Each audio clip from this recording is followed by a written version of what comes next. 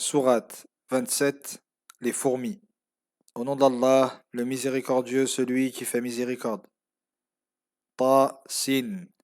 Voici les versets du Coran et du livre manifeste, qui est un guide et une bonne annonce pour les croyants qui observent la prière, acquittent la zakat et croient avec certitude en l'au-delà. Quant à ceux qui ne croient pas en l'au-delà, nous embellissons à leurs yeux leurs actions et ainsi ils s'égarent. Ce sont eux qui subiront le pire châtiment et qui, dans l'au-delà, seront les plus grands perdants. Tu reçois le Coran de la part d'un sage omniscient.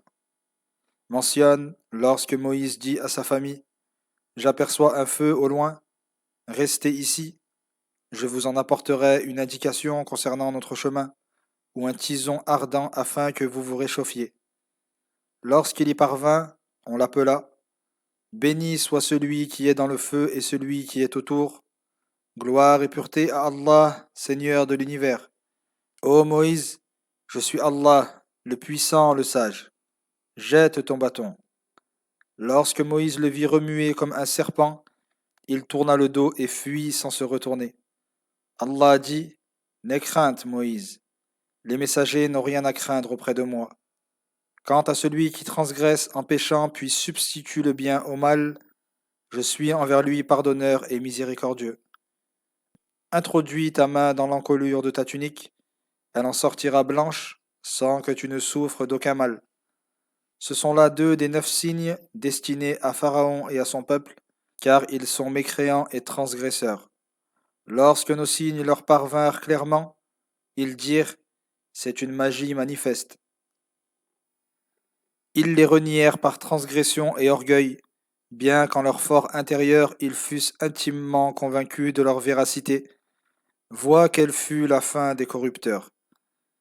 Par Allah, nous avons accordé à David et à Salomon une science immense qu'ils mirent en pratique, et ils dirent, louange à Allah qui nous a préférés à beaucoup de ses serviteurs croyants. Salomon hérita de David, et il dit, ô homme, le langage des oiseaux nous a été enseigné, et on nous a accordé de toutes choses nécessaires à la royauté. C'est là une insigne faveur. Les troupes de Salomon composées de djinns, d'hommes et d'oiseaux furent rassemblés à son intention et mis en rang. Lorsqu'ils arrivèrent à la vallée des fourmis, une d'entre elles dit, ô fourmis, rentrez dans vos demeures, de peur que Salomon et ses armées ne vous écrasent sans s'en rendre compte. Ces propos firent sourire Salomon qui dit, Seigneur, inspire-moi et accorde-moi de te rendre grâce pour les bienfaits que tu m'as accordés, ainsi qu'à mes pères et mères. Fais que je puisse accomplir une œuvre pieuse que tu agréeras et admets-moi par ta miséricorde au paradis parmi tes serviteurs vertueux. Puis, passant les oiseaux en revue, il dit, pourquoi ne vois-je pas la huppe? Serait-elle absente? Je la châtierai sévèrement ou je l'égorgerai, à moins qu'elle ne m'apporte un motif clair. Son absence fut de courte durée et elle dit, j'ai eu connaissance d'une chose que tu ignores, et je te rapporte de Saba une information sûre. J'ai découvert une femme, comblée de toutes choses, et possédant un trône magnifique régnant sur eux. J'ai découvert qu'elle et son peuple se prosternent devant le soleil au lieu d'Allah. Satan leur a embelli leurs actions et les a détournés du droit chemin. Ainsi, ils ne sont point guidés vers la voie consistant à se prosterner devant Allah, qui dévoile tout ce qui est caché dans les cieux et la terre, et qui sait ce que vous dissimulez et ce que vous divulguez. Allah, il n'est de divinité digne d'adoration que lui, le Seigneur du trône immense. Salomon lui répondit, nous allons voir si tu dis la vérité ou si tu mens. Va donc leur porter ma missive que voici. Lance-la leur, puis tiens-toi à l'écart afin de voir quelle sera leur réponse. La reine dit, ô notable, une illustre missive m'a été remise. Elle provient de Salomon qui dit, au nom d'Allah, le miséricordieux, celui qui fait miséricorde, ne vous élevez pas contre moi et venez à moi soumis. Ô notable, conseillez-moi concernant cette affaire. Je ne prendrai de décision qu'en votre présence et sous votre conseil. Nous possédons une grande force et sommes redoutables au combat. Cependant, la décision t'appartient. Vois quel ordre tu veux donner. Lorsque les rois s'emparent d'une cité, ils la détruisent et en humilient les puissants. C'est ainsi qu'ils agissent. Aussi je vais leur faire parvenir un présent et verrai ce que mes émissaires me rapporteront. Lorsque les émissaires se présentèrent à Salomon, celui-ci dit: Pensez-vous ajouter à ma richesse par votre don? Ce qu'Allah m'a accordé est bien meilleur que ce qu'il vous a donné. C'est plutôt vous qui vous réjouissez de votre cadeau. Retournez parmi les vôtres. Nous allons marcher contre eux avec des armées auxquelles ils ne pourront résister, et nous les chasserons de leur contrée humiliés et avilis. Il dit: Ô notables, qui d'entre vous m'apportera son trône avant qu'il ne vienne à moi soumis? Un redoutable djinn répondit: Je te l'apporterai avant que tu ne quittes ta place. Je suis pour cela assez fort et digne de confiance. Celui qui avait une connaissance du livre dit: Je te l'apporterai avant que ton regard atteigne l'horizon. Quand Salomon vit le trône posé devant lui, il dit: Ceci relève de la grâce de mon Seigneur pour m'éprouver et voir si je serai reconnaissant ou ingrat. Quiconque est reconnaissant le fait dans son propre intérêt. Quant à celui qui se montre ingrat, qu'il sache que mon Seigneur se suffit à lui-même et il est généreux. Rendez son trône méconnaissable. Nous verrons si elle saura le reconnaître ou non. Lorsqu'elle arriva, on lui demanda: Ton trône est-il ainsi? Elle répondit: On dirait que c'est lui. Salomon dit: Le savoir nous a été donné avant elle, et nous étions déjà soumis. Seul ce qu'elle adorait en dehors d'Allah l'empêchait d'être croyante, car elle faisait partie d'un peuple mécréant. On lui dit: Entre dans ce palais. Lorsqu'elle le vit, elle prit son sol pour des eaux profondes et découvrit ses jambes, pensant entrer dans l'eau. Salomon lui dit alors: C'est un palais pavé de verre. Elle dit: Seigneur, je me suis fait du tort et je me soumets avec Salomon à Allah, Seigneur de l'univers. Par Allah, nous avons envoyé au peuple de Thamoud leur frère Salih pour leur commander: Adorez Allah. Ils se divisèrent alors en deux groupes qui se disputèrent. Il dit: Ô mon peuple, pourquoi cherchez-vous à hâter le mal plutôt que le bien? Pourquoi ne demandez-vous pardon à Allah afin qu'il vous soit fait miséricorde? Nous te considérons, toi et tes compagnons, comme responsables de notre mauvais sort. Votre sort ne dépend que d'Allah. Vous êtes plutôt mis à l'épreuve. Il y avait dans la cité un groupe de 9 individus qui semaient la corruption sur terre sans rien amender. Ils dirent: Jurons par Allah que nous tuerons de nuit Salih et sa famille.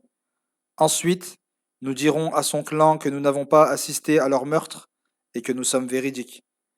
Ainsi, ils ont tramé une ruse, et nous en avons tramé une contre eux, sans qu'ils s'en rendent compte.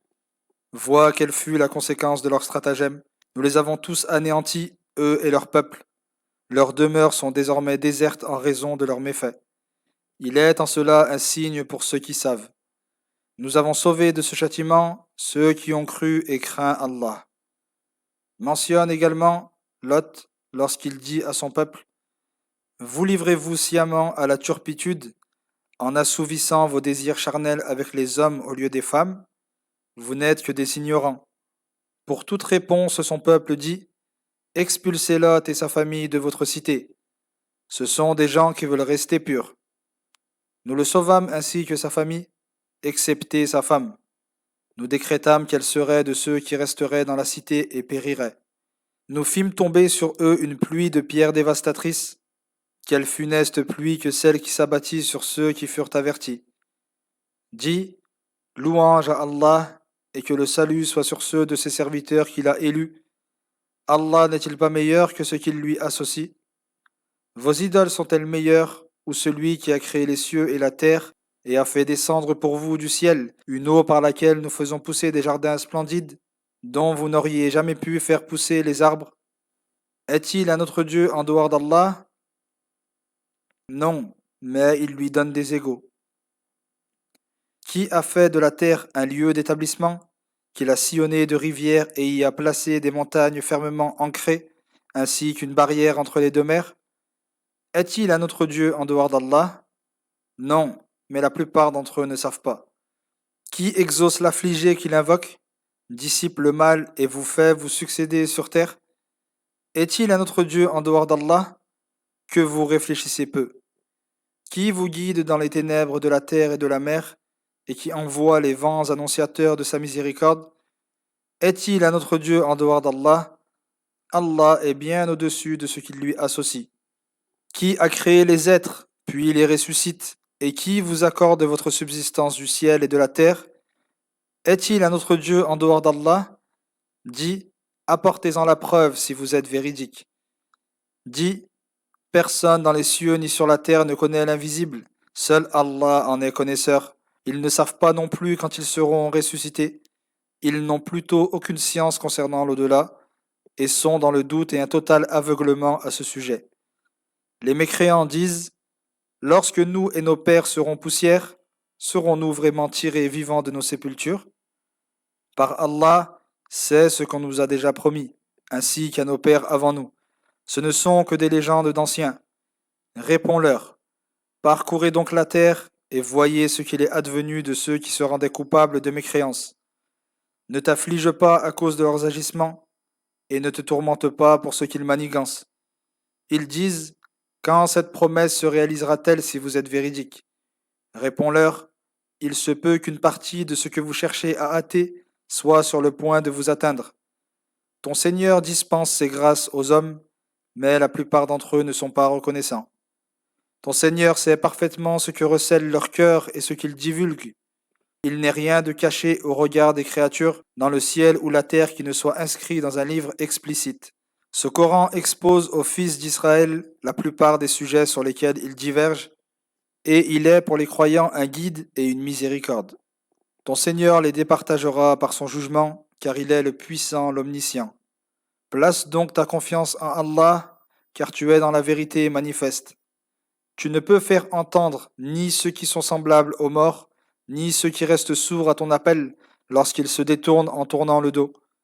Tu ne peux non plus sortir les aveugles de leur égarement. Tu ne feras entendre que ceux qui croient en nos versets et se soumettent. Lorsque l'arrêt prononcé contre eux se réalisera, nous ferons sortir de terre une bête qui leur parlera et leur dira que les hommes ne croyaient pas avec certitude en nos signes. Mentionne le jour où nous rassemblerons de chaque communauté le groupe de ceux qui démentaient nos signes et qu'ils seront réunis jusqu'au dernier. Et lorsqu'ils se présenteront, Allah dira, avez-vous démenti mes signes sans en cerner le sens? Et que faisiez-vous?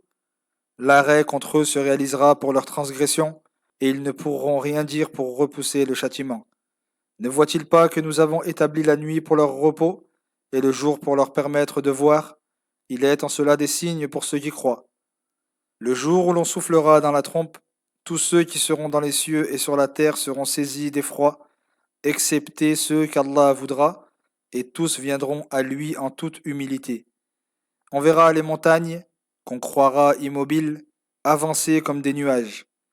Telle est l'œuvre d'Allah qui a tout façonné à la perfection. Il connaît parfaitement vos agissements. Ceux qui se présenteront avec une bonne œuvre en obtiendront ce qui sera meilleur encore, et en ce jour ils seront à l'abri de toute frayeur. Quant à ceux qui se présenteront avec une mauvaise action, ils seront précipités en enfer, face la première, et on leur dira, êtes-vous rétribués autrement que pour vos actes? Dis-leur, je n'ai reçu pour ordre que d'adorer le Seigneur de cette cité, dont il a fait un territoire sacré, et à lui appartient toute chose. Il m'a également été ordonné d'être du nombre des soumis et de réciter le Coran. Quiconque se dirige sur la voie droite ne le fait que dans son propre intérêt, et à quiconque s'égare dit, je ne suis qu'un avertisseur parmi d'autres. Dis, louange à Allah, il vous montrera ses signes et vous les reconnaîtrez. Ton Seigneur n'est assurément pas inattentif à vos agissements.